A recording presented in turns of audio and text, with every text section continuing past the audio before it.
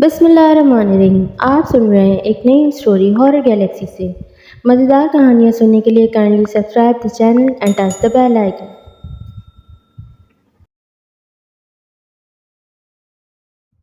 ایک جنزات اور لڑکی کی محبت کی انوکھی داستان کا تیسرا سیکوئل۔ پہلی اور دوسری ایپیسوڈ میں آپ نے سنا کہ عالیہ ایک یتیم لڑکی ہے اور وہ نہایت کسم پرسی کی حالت میں اپنے چچا کے گھر زندگی کے دن گزار رہی ہے۔ اس کے حالات نوکروں سے بھی بدتر ہیں، یہاں تک کہ وہ تنگ آ کر روح کے تپڑوں میں برگد کے درخت کے نیچے آ بیٹھی جہاں اسے ایک قیمتی پتھر ملا، اور اس پتھر کے ملنے کے بعد اس کے ساتھ غیر مرئی طاقتوں کی سرگزشت شروع ہو گئی، اور اس کے ساتھ ہی ایک ڈرائیور کی شکل میں لڑکا نوکری حاصل کرنے کے لیے پہنچ جاتا ہے۔ اب سنیے آگے۔ سب اس کے حسن سے خوف زدہ تھے، یعنی کہ عالیہ کے۔ سب جانتے تھے کہ اس کے سامنے عظمیٰ یا شمسا کی دار گرنا مشکل ہے، لیکن کسی بھی حال میں عالیہ کو اس نے دیکھ لیا تھا، اور اس لڑکے نے عالیہ ہی کو پسند کیا، اور عظمیٰ اس بات سے بہت خار کھائے بیٹھی تھی۔ لیکن آج تک عالیہ کے دل میں اس لڑکے کے لیے بالکل تحریک پیدا نہیں ہوئی تھی۔ لیکن سلمان کی نیلی آنکھیں کتنی پرکشش تھیں، نہ جانے بیچارہ کن حالات کا شکار تھا، اور نہ جانے اس نے ناشتہ بھی کیا ہے یا نہیں۔ اس احمقانہ سوچ پر وہ خود ہی جھلا گئی۔ پھر اس نے ذہن دوسری طرف لگانے کی کوشش کی۔ دوپہر کا کھانا کھانے کے بعد سب لوگ اپنے اے سی والے کمروں میں جا گھسے۔ گھر کی فضا آج بہت خراب تھی۔ چچا جان بھی آفس نہیں گئے تھے۔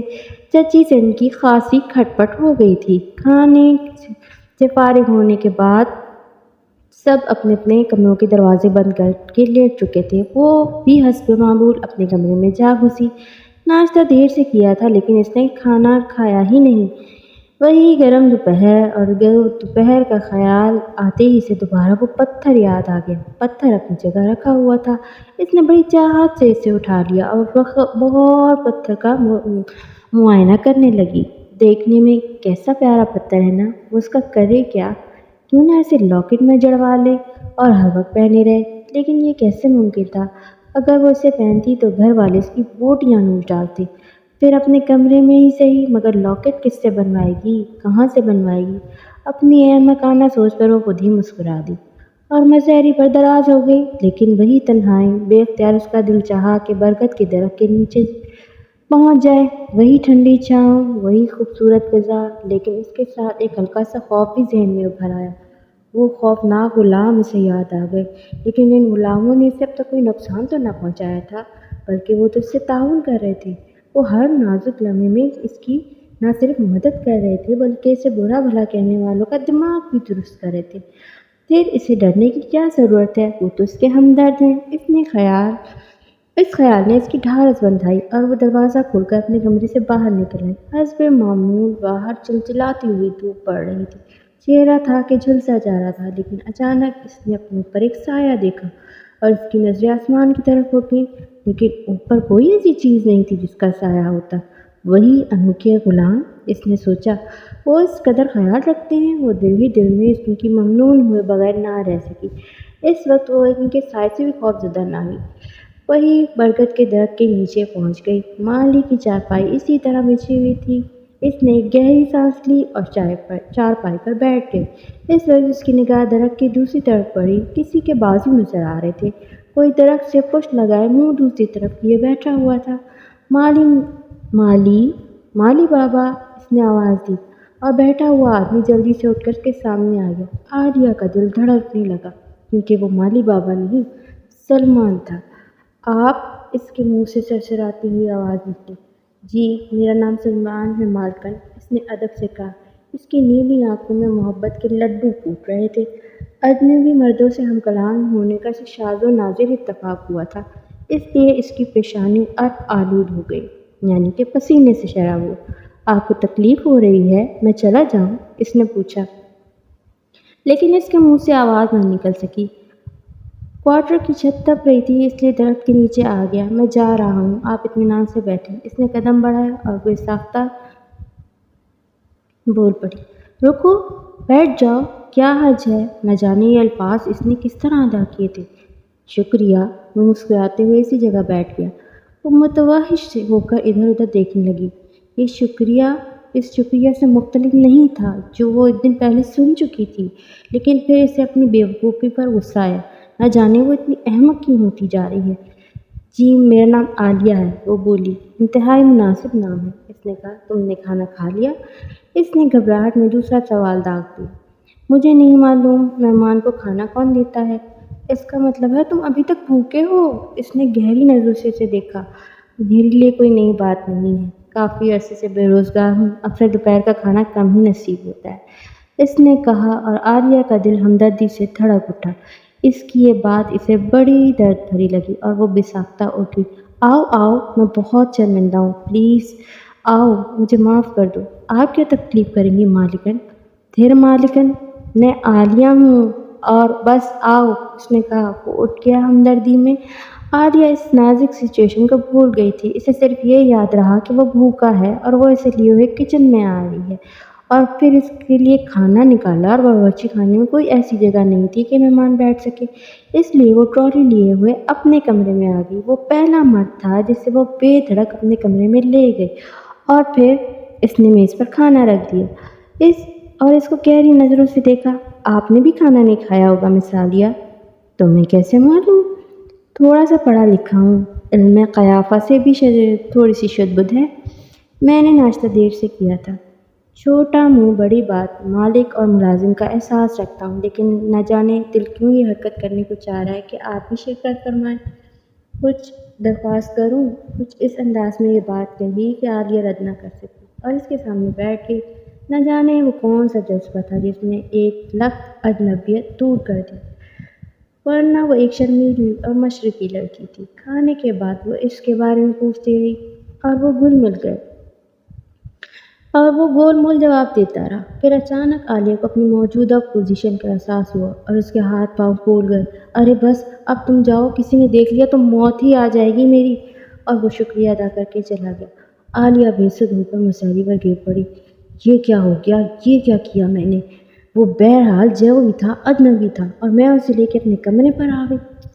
کس قدر بے وقوف ہوں میں، اس پر خیال دل نے پکارا۔ وہ اجنبی نہیں ہے، مگر وہ ایک ڈرائیور ہے، صرف ڈرائیور۔ نہ جانے کون ہے، کہاں سے آیا ہے۔ ذہن اسی کشمکش میں مبتلا تھا، لیکن اس سوچ میں ایک انوکھی لذت تھی۔ اور نہ جانے کتنا وقت گزر گیا۔ جب ہوش میں آئی تو 5 بج چکے تھے۔ ایک دم اس کا دل تھک سے ہو گیا۔ صبح تو بچ گئی تھی، لیکن اب شام منظور نہیں تھی۔ ہانپتی کانپتی باورچی خانے میں پہنچی تو ناشتہ تیار تھا، سرونگ ٹرالی سجی ہوئی تھی۔ وہ آنکھیں بند کر کے دیوار کے ساتھ ٹک گئی۔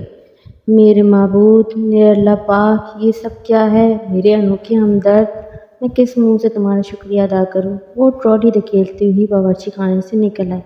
ناشتے کے کمرے میں سبھی موجود تھے۔ خالہ فوزی کو صبح سے کھانے کو کچھ نہیں ملا تھا، اس لیے وہ اپنی تمام تکلیف بھول کر ناشتے کے کمرے میں آ گئی تھی۔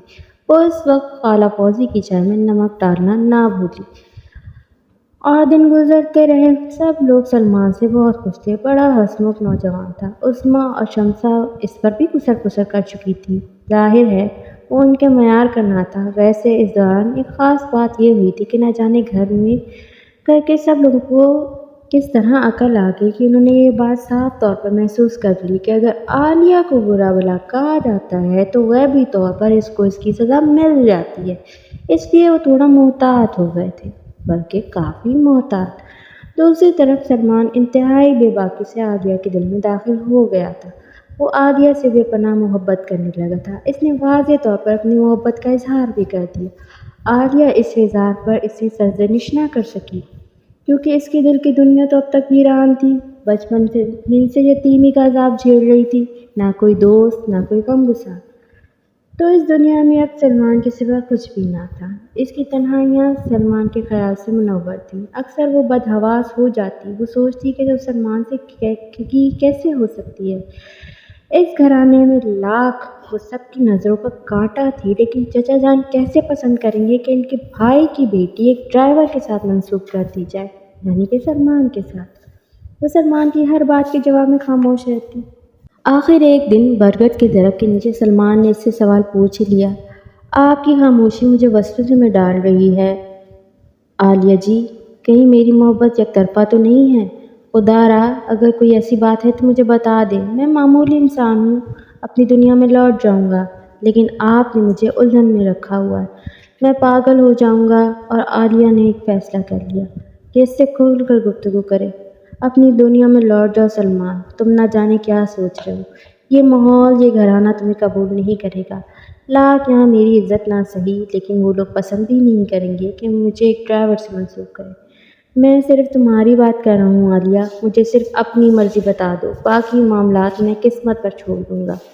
اگر تمہاری مرضی کے بعد تمہیں حاصل کرنے میں کامیاب نہ ہو سکا تو مجھے تم سے کوئی شکوہ نہ ہوگا۔ میں تمہیں دل و جان سے چاہتی ہوں سلمان، تم سے دیوانہ وار محبت کرتی ہوں۔ میری دنیا میں تمہارے سوا رکھا ہی کیا ہے؟ میں ایک بد نصیب لڑکی ہوں، میری خدا نہ کرے میری نحوست کا سایہ بھی تمہارے اوپر پڑے۔ یہاں سے ملازمت چھوڑ دو، کہیں اور چلے جاؤ، یہ ظالم تمہاری زندگی بھی خراب کر دیں گے۔ وہ دیوانہ وار بولتی چلی جا رہی تھی، اس کے جذبات پھٹ پڑے اور وہ زاروں قطار رونے لگی۔ خدا نہ کرے تم کوئی منحوس نہیں ہو، تمہاری پوری زندگی مجھے مل جائے، تم خود کو منحوس کیوں کہتی ہو عالیہ؟ وہ اس کو خوش کرتے ہوئے اور مسکراتے ہوئے بولا، تم ان لوگ کو نہیں جانتے ہو سلمان، یہ سب لوگ مجھے نہیں جانتے۔ عالیہ، معاملات اللہ پر چھوڑ دو، سلمان نے بڑے اعتماد سے کہا، اور نہ جانے کیوں عالیہ کے دل کو بڑی ٹھارس ہوئی۔ دوسرے دن جب دوپہر کو برگد کے درخت کے نیچے ان کی ملاقات ہوئی تو سلمان مسکرا رہا تھا۔ کیا بات ہے؟ عالیہ نے پوچھا۔ آج میں نے چنگاری ڈال دی ہے، بس تم تماشا دیکھو، لیکن شرط یہ ہے کہ ابھی خوف زدہ نہ ہونا اور مجھ سے برابر ملتی رہنا۔ اگر اب تم نے اس کے خلاف کچھ کیا عالیہ تو میں کامیاب نہیں ہو سکوں گا۔ کیا کیا ہے تم نے؟ عالیہ نے خوف زدہ ہو کر پوچھا۔ وہ دیکھو، سلمان نے اشارہ کیا اور عالیہ صدر دروازے کی طرف دیکھنے لگی۔ اس کا دل اچھل کر حلق میں آ گیا۔ خالہ فوزی اس طرف آ رہی تھیں۔ دوسرے لمحے سلمان نے اسے اپنے قریب کر لیا اور اس کا ہاتھ تھام لیا۔ خالہ فوزی نے دور سے ان دونوں کو دیکھا اور کانوں کو ہاتھ لگائے ہوئے توبہ تلہ کرتے ہوئے بڑبڑانے لگی اور پھر واپس چلی گئی۔ عالیہ کا دل پوری طرح سے اچھل رہا تھا۔ اب کیا ہوگا سلمان، اور تم نے یہ کیا حرکت کی ہے؟ اس نے روحانسی انداز میں کہا۔ سب کچھ ہماری مرضی کے مطابق ہوگا، تم فکر مت کرو۔ جب تم نے معاملات میرے اوپر چھوڑے ہیں تو فکر کرنے کی ضرورت نہیں ہے، لیکن ہاں ایک شرط ہے، رات کو اس جگہ پھر ملو گی۔ کیوں میری موت کا سامان کر رہے ہو سلمان؟ وہ لرزتے ہوئے بولی۔ تمہاری موت تو نہیں ہوگی، دونوں کی زندگی کا سامان کر رہا ہوں، سلمان نے جواب دیا۔ اور عالیہ وہاں سے بھاگتی ہوئی اندر آ گئی، لیکن خود معلوم سکون رہا۔ رات کو وہ پھر سلمان کے پاس رہی اور سلمان نے اسے دوسرا سین دکھایا۔ اس بار خالہ فوزی اکیلی نہ تھی، ان کے ساتھ چچی جان بھی تھی۔ سونے پہ سہاگا، وہ تو بالکل ہی ہلکان ہو گئی، شروع سے دبی ہی جو تھی، یہاں تک کہ دوسرے دن اسے خوف سے بخار ہو گیا۔ ناشتہ تو اس کے مہربان غلاموں نے تیار کر ہی دیا تھا۔ بخار کے ہی عالم میں ناشتہ لے گئی اور اس نے عظمیٰ اور شمسہ کے ہونٹوں پر معانی خیز مسکراہٹ دیکھی اور اسے اندازہ ہو گیا کہ پول کھل چکا ہے، اس نے سوچا، اور پھر اپنے کمرے میں آ گئی۔ اس کے بعد دوپہر کو برگد کے درخت کے نیچے بھی نہ جا سکی۔ اس خاموشی سے اس کا دل اور دہل رہا تھا۔ 2 بجے تھے۔ سلمان دبے پاؤں اس کے کمرے میں آ گیا اور وہ اچھل پڑی۔ کیا کر رہے ہو سلمان؟ خدا کے لیے باز آ جاؤ، میں مار دی جاؤں گی۔ کیسی باتیں کر رہی ہو؟ تمہیں تو بخار ہے، شاید خوف کی وجہ سے۔ آؤ تمہیں تماشا دکھاؤں۔ اور اس کے لاکھ منع کرنے کے باوجود بھی سلمان اسے گھسیٹ کر خالہ فوزی کی اوپری کھڑکی پر لے گیا۔ اندر سے خالہ فوزی اور چچی جان کی گفتگو کی آوازیں تھیں۔ ایسا کام کرو عطیہ، یہ چچی جان کا نام تھا، کہ سانپ بھی مر جائے اور لاٹھی بھی نہ ٹوٹے۔ کلموہی کو اپنی صورت پر بڑا ناز ہے، ڈرائیور کے پلے بندھے گی تو مزہ آئے گا۔ اس سے انتقام لینے کا اس سے اچھا طریقہ نہیں ہے۔ اپنے میاں کو اس کے کرتوت دکھاؤ اور پھر کہہ دو عزت پیاری ہے تو ڈرائیور ہی سے صحیح شادی کر دو، ورنہ یہ ناشدنی نہ جانے کیسا گل کھلائے گی، روز رات کو وہاں جاتی ہے۔ چچی جان نے پوچھا۔ اے بلا نوا؟ خالہ فوزی بولی۔ ہاں جی، ٹھیک ہے، آج رات کو ہم چچا میاں کو لاڈلی بھتیجی کے کرتوت دکھاؤں گی، چچی جان نے کہا، اور عالیہ کے پیروں سے جان ہی نکل گئی۔ سلمان اسے سہارا دے کر اس کے کمرے تک لایا تو درد بھرے انداز میں بولی، چلے جاؤ سلمان، خدا کے لیے چلے جاؤ، نہ جانے میں تم سے ملی ہی کیوں، اب نہ جانے کیا ہونے والا ہے، تم کیا کر رہی ہو؟ سب کچھ ٹھیک ہو رہا ہے عالیہ، خدا کے لیے میرے پروگرام کے آخری حصے کو پورا کروا دو آج رات کو ضرور، اگر تم آج نہ آئیں تو پھر میری ساری محنت اکارت جائے گی۔ تم خالہ فوزی کی سازش کی تفصیل سننے کے بعد بھی یہ کہہ رہے ہو؟ ہاں، خالہ فوزی تو اس وقت تمہاری سب سے بڑی معاون اور مددگار ہیں۔ پلیز عالیہ، آخری خواہش ہے، اس کے بعد تمہیں تکلیف نہ دوں گا۔ سلمان نے التجا کی اور وہ اس التجا کو ٹھکرا بھی نہ سکی۔ رات کی تاریکی میں اس کے پاؤں اسے برگد کے درخت کے نیچے لے گئے۔ پھر اس نے اپنی آنکھوں سے خالہ فوزی، چچی اور چچا جان کو دیکھا، جو ان دونوں کو دیکھ کر خاموشی سے واپس چلے گئے تھے۔ دوسرے دن بھی وہ ناشتہ لے کر نہ جا سکی۔ اس سلسلے میں اس سے کوئی تعارف بھی نہ کیا گیا، وہ اپنے کمرے سے ہی نہ نکلی تھی۔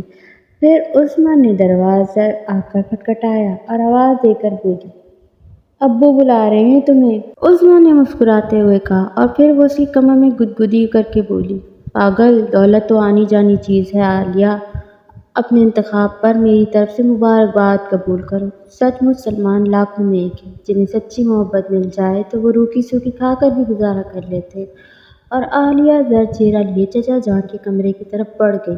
اس نے کمرے کے دروازے سے سلمان کو نکلتے ہوئے دیکھ لیا اور اس کو دیکھ کر مسکرا دیا۔ چچا جان کے چہرے پر سنجیدگی تھی۔ انہوں نے عظمیٰ سے چلے جانے کے لیے کہا اور اس کے جانے کے بعد خود اٹھ کر دروازہ بند کر دیا۔ پھر وہ بھاری آواز میں بولے، عالیہ، تم میرے مرحوم بھائی کی نشانی ہو۔ میں اعتراف کرتا ہوں کہ میں تمہیں اس گھر میں کوئی سکون نہیں دے سکا بیٹا۔ میں خود بھی ان لوگوں سے عاجز ہوں، لیکن افسوس انہیں بدلنے پر قادر نہیں ہوں۔ میری خواہش تھی کہ تمہاری تمام محرومیاں سسرال جا کر یا اچھا شوہر پا کر دور ہو جائیں، لیکن وہ معمولی ڈرائیور ہے بیٹا۔